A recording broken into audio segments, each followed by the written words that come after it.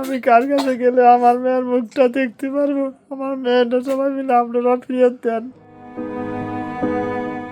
ছোট্ট ঘরটি আজ অনেক বেশি বড় মনে হয়। প্রতিটি কোণে যেন কেবল স্মৃতি। বিছানায় রাখা প্রিয় জামা, দেয়ালে টানানো স্কুল ব্যাগ আর বইগুলো সবই যেন চিৎকার করে কাঁদছে আর বলছে, প্রিয়াঙ্কা কোথায়?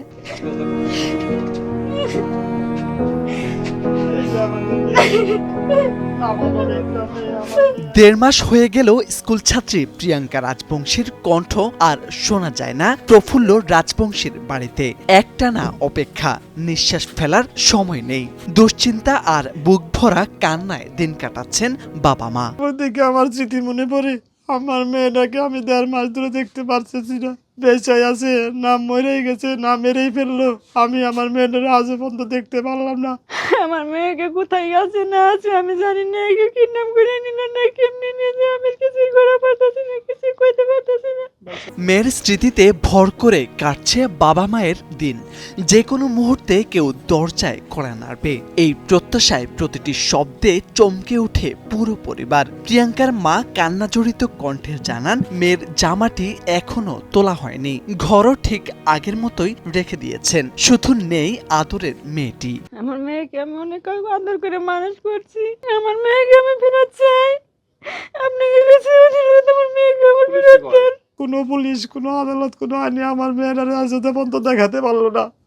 আমি ১.৫ মাস ধরে আইনের আদালতে, আইনের দরজায় যা বসে থাকি, তবুও আমার মেয়েটার কোনো পুলিশ রদ দিতে পারলো না, দেখাতেও পারলো না। আজ ১.৫ মাস হয়ে পুলিশ কিছুই করতেছে না, পুলিশ কোনো কাজই করতেছে না।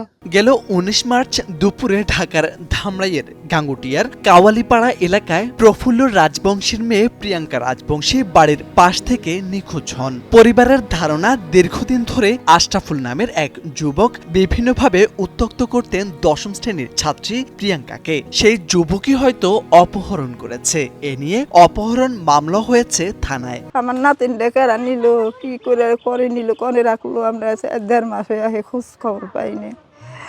আমরা কেউ খাই না, না খেয়ে থাকি। মেয়ের মা বাবা মানে খুবই অসুস্থ হয়ে পড়তেছে।